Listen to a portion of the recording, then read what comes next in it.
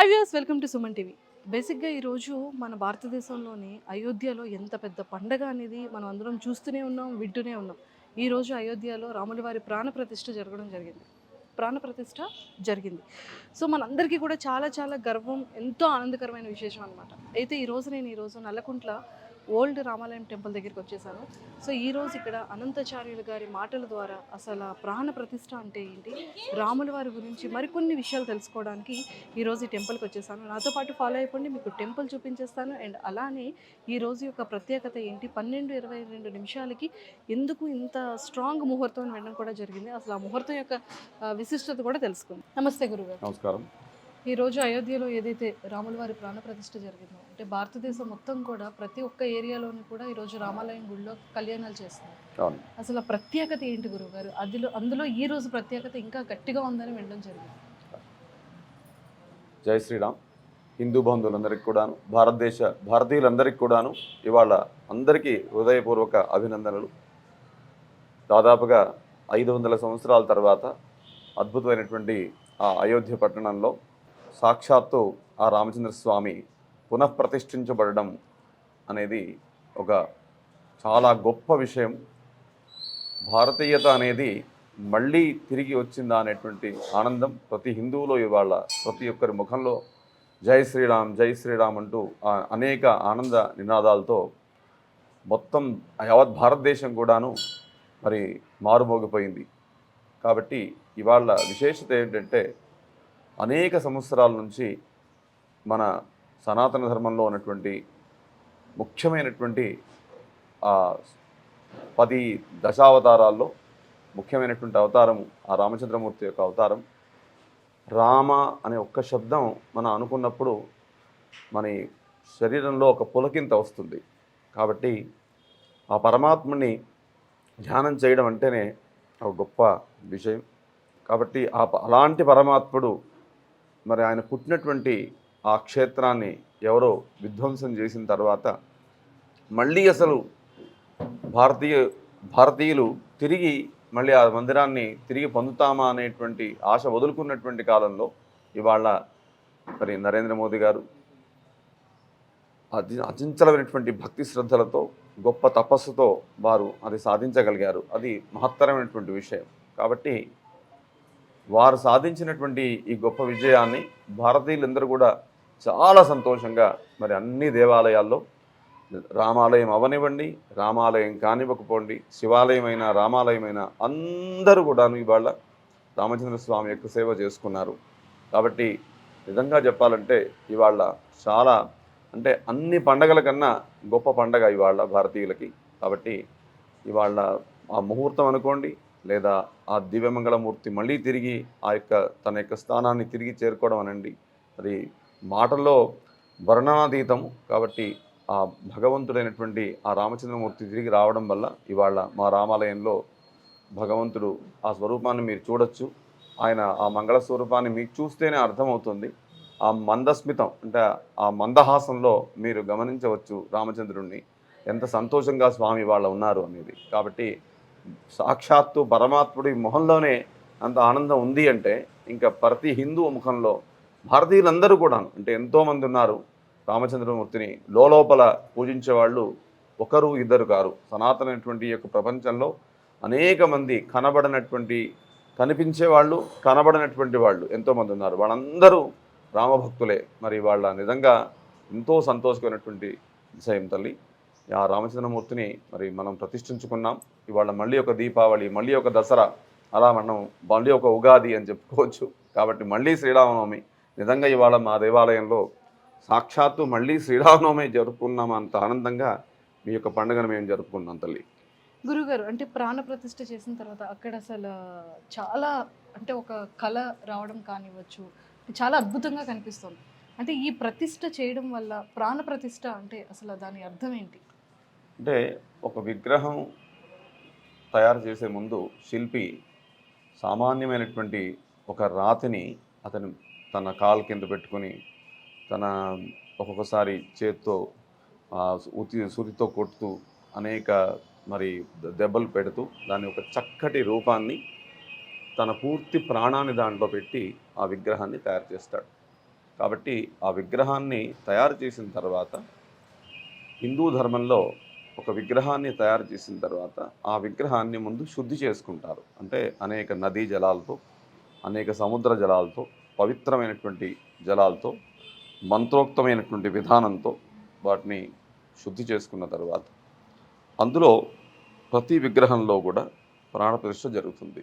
అద్భుతమైనటువంటి ఆ రామచంద్ర స్వామి దగ్గర ఒక దివ్యమైనటువంటి ముహూర్తాన్ని తీసుకుని ఆ దివ్యమైనటువంటి ముహూర్తంలో యంత్రాన్ని ముందు ప్రతిష్ఠించిన తర్వాత దాంట్లో ప్రాణప్రతిష్ఠ చేస్తారు. ప్రాణప్రతిష్ఠ చేసినప్పుడు అనేక సార్లు మేము ఎన్నో ప్రతిష్టలు చేస్తున్నాం కాబట్టి కొన్ని సందర్భాల్లో ఆ గుండె చప్పుడు కూడా కొన్ని విగ్రహాల్లో వినబడినటువంటి సంఘటనలు ఎన్నో ఉన్నాయి. గొప్ప అక్కడ ఉన్నటువంటి సాధు మహాత్ములు, గొప్ప గొప్ప వాళ్ళంతా కూడా అయోధ్యలో వాళ్ళు ఉన్నారు. వారంతా కలిసి ఆ రామనామ మంత్రంతో, మూల మంత్రంతో స్వామిని ఆవాహన చేసి ఆ విగ్రహంలో ఎప్పుడైతే చక్కటి శక్తిని పెట్టి ఉన్నారో అనేక లక్షల జపాలు రామజపం చేసి ఆ యొక్క మొత్తం ఆ మంత్రం యొక్క శక్తిని అంతా కూడా అక్కడ ధారపోసి ఎప్పుడైతే స్వామిని ప్రతిష్ఠ చేస్తారో మరి తప్పకుండా స్వామి అక్కడ మాట్లాడతారు మనతో. ఎన్నోసార్లు మనం తిరుపతికి వెళ్తాం, తిరుపతిలో చూడండి స్వామిని ఒక్కసారి చూసామంటే మళ్ళీ తిరిగి చూస్తాం, మళ్ళీ తిరిగి చూస్తాం, మళ్ళీ తిరిగి చూస్తాం. ఎన్నిసార్లు చూసినా తనే తీరలేదు. ఎన్నిసార్లు మనం తిరుపతి వెళ్ళి ఉంటాం. కాబట్టి ఆ జగన్నాథుడు రామచంద్రమూర్తి ఆ విగ్రహంలో వచ్చిన తర్వాత, ఆ విగ్రహ ప్రతిష్ఠ జరిగిన తర్వాత అందులో ఎప్పుడైతే ఆ మంత్రాన్ని చెప్పి అక్కడ అర్చక స్వాములు ఎప్పుడైతే ఆవాహన చేసి ఆ కళ్ళ కట్టినటువంటి ఆ గుడ్డని తీసేస్తారో సాక్షాత్తు ఆ స్వామి మనందరికీ అప్పటి నుంచి దర్శనం ఇవ్వడం మొదలెడతారు. ఎందుకంటే ఒక విగ్రహం తయారైన తర్వాత, ఒక గుడి కానివ్వండి, ఒక విగ్రహం కానివ్వండి తయారైన తర్వాత డైరెక్ట్గా అలా ప్రతిష్ఠించి మనం అందరూ పూజ చేయడానికి లేదు. ముందు దానికి కొన్ని నియమాలు ఉంటాయి. ఎలాగైతే ఒక ఎలక్ట్రిసిటీ పవరు కావాలి అంటే ముందు టర్బైన్ తిరగాలి, తిరిగిన తర్వాత అక్కడ నుంచి పవర్ పుడుతుంది. ఆ పవరు గ్రిడ్కి వెళ్ళి 2 పవర్స్గా విడిపోయి మన ఇంటికి కొంత ఎలక్ట్రిసిటీ ఇంకో కర్మాగారాలకు కొంత ఎలా అయితే వెళ్తుందో అలాగా ప్రతి ఒక్క విషయానికి కూడాను ఆ మంత్రం అనే శక్తి తిరగాలి. తిరిగిన తర్వాత తిరగడం అంటే చేయడం అంటే ఆ మంత్రాన్ని జపిస్తారు. ఆ జపించినటువంటి రామ మూల మంత్రాన్ని అక్కడ ధారపోస్తారు. కొన్ని కోట్ల మంత్రాల్ని అక్కడ ధారపోసిన తర్వాత అప్పుడు అక్కడ శక్తి పడుతుంది. అది మనం నమ్ముతాం. హిందూ ధర్మంలో ముఖ్యమైనటువంటిది రామనామ జపము. అంటే అన్ని జపాలు కూడా ఉన్నాయి. ముఖ్యమైనటువంటిది ఆ రామనామ మంత్రం. ఆ రామనామ మంత్రాన్ని వారు అక్కడ అనేక సంవత్సరాల నుంచి కూడా మరి అర్చక స్వాములు జపం చేస్తూనే ఉన్నారు. అనేక సాధు సంతులు భారతదేశంలో కాశ్మీర్ నుంచి కన్యాకుమారి వరకు అనేక కోట్ల మంది జపం చేస్తున్నారు. కాబట్టి ఆ జపాన్ని వాళ్ళ ధారపోసారు అక్కడ. కాబట్టి అద్భుతమైనటువంటి ఆ రామచంద్రమూర్తి యొక్క దివ్యమంగళ రూపాన్ని ఇప్పుడు మనమంతా కూడా చూడొచ్చు, తరించవచ్చు. స్వామి దగ్గర వెళ్ళి మన బాధలు చెప్పుకుంటే సాక్షాత్తు వారు మాట్లాడతారు. ఎందుకంటే ఒక్కసారి ఆ ప్రణవంతో వారు అక్కడ మూలమంత్రంతో ఎప్పుడైతే ఆ ప్రాణప్రతిష్ఠ చేస్తారో అక్కడ ఆ తర్వాతే అద్భుతమైనటువంటి రామచంద్ర స్వామి యొక్క దివ్యమంగళ రూపాన్ని ఆ మనస్సులో స్వామిని తలుచుకున్నప్పుడల్లా మనకి అక్కడ కనబడుతూ ఉంటుంది. కాబట్టి ప్రాణప్రతిష్ఠ అనేటువంటిది అన్ని పూజల్లో కన్నా ముఖ్యమైనటువంటి పూజ. దానికి ముహూర్తం ముఖ్యం. ఇవాళ అద్భుతమైన ముహూర్తం మృగశిర నక్షత్రం అభిజిత్ లగ్నంలో వారు ముహూర్తం పెట్టారు. నిజమైనగా అదే సమయానికి మా దగ్గర కూడా మేము ఇవాళ జీలకర్ర బెల్లాన్ని పెట్టడం జరిగింది. 12:22 ముహూర్తం ప్రతిష్ఠ అయింది. వాళ్ళందరూ కూడా అక్కడ ప్రాణప్రతిష్ఠ చేశారు. తల్లి ప్రాణప్రతిష్ఠ అంటే సాక్షాత్తు ఆ విగ్రహంలో మళ్ళీ ప్రాణం తీసుకురావడము, అంటే వేద మంత్రాలతో తీసుకురావడము. అది అనేక సార్లు సైంటిఫిక్గా కూడా ప్రూవ్ అయింది. కాబట్టి ప్రాణప్రతిష్ఠ అనేటువంటి గొప్ప విషయం.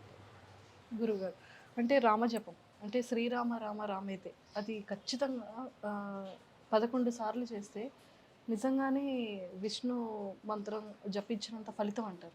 పూర్తి విష్ణు సహస్రనామాన్ని జపించలేనటువంటి సమయంలో ఏం చెయ్యాలి అని చెప్పి శివుడిని అడిగినప్పుడు శివుడు చెప్పినటువంటి మాట ఏమిటంటే శ్రీరామ రామ రామేతి రమే రామే మనోరమే సహస్రనామ తత్తుల్యం రామనామ వరాలనే. అంటే ఆ శ్లోకంలోనే ఉంది సహస్రనామ తత్తుల్యం రామనామ వరాలనే. అంటే విష్ణు సహస్రనామాన్ని 1000 జపాలు చేసే సమయం లేనప్పుడు సామాన్యమైనటువంటి ఈ యొక్క మంత్రాన్ని మనం ఎప్పుడైతే సామాన్యమైన మంత్రం అనడానికి లేదు, గొప్ప మంత్రం.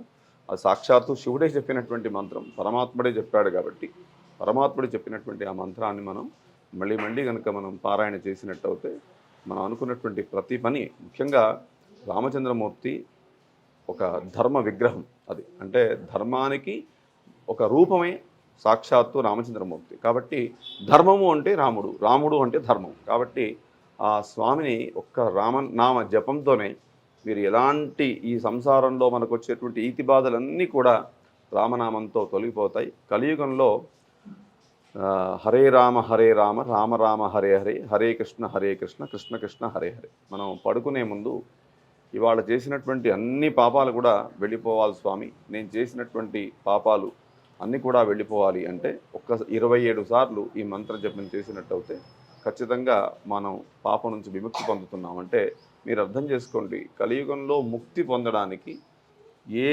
అడవికి వెళ్ళాల్సిన అవసరం లేదు, వేల సంవత్సరాలు జపం చేయాల్సిన అవసరం లేదు, కఠినమైనటువంటి ఘోర తపస్సు చేయాల్సిన అవసరం లేదు. రామనామ మంత్రాన్ని తీసుకున్నట్టయితే ఆ వ్యక్తి తరిస్తాడు. కాబట్టి ఆ స్వామికి అంత అనేక విధాలైనటువంటి, మనం రామదాసుని తీసుకోవచ్చు భద్రాచలంలో, ఇలాగా అనేక మంది భక్తులు, మీరు అన్నమయ్యని తీసుకోవచ్చు, మీరు ఎటు చూసినా మనం ఆ స్వామి యొక్క అనుగ్రహాన్ని పొందినటువంటి కొన్ని వేల లక్షల మంది ముక్తి పొందినటువంటి వాళ్ళంతా కూడా మనం విన్నాం, చూసాం, ఇప్పుడు చూస్తున్నాం, ఎప్పుడూ చూస్తూనే ఉంటాం.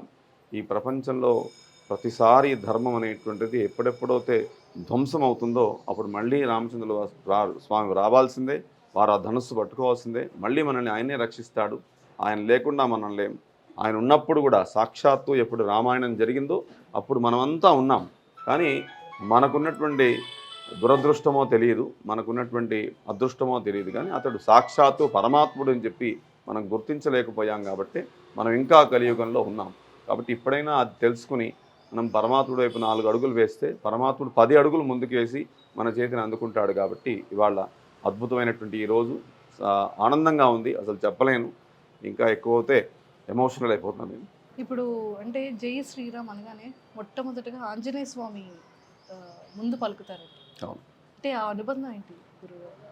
అంటే అసలు ఆంజనేయ స్వామి అంటే ఆయనని ముఖ్య ప్రాణమూర్తి అంటారు మధ్వాచార్యుల వారు. మన ఉచ్ఛ్వాస నిశ్వాసాలు ఎప్పుడైతే ఆగిపోతాయో మనం ఉండం. కాబట్టి ఆ వాయురూపైనటువంటి వాడే ఆంజనేయ స్వామి.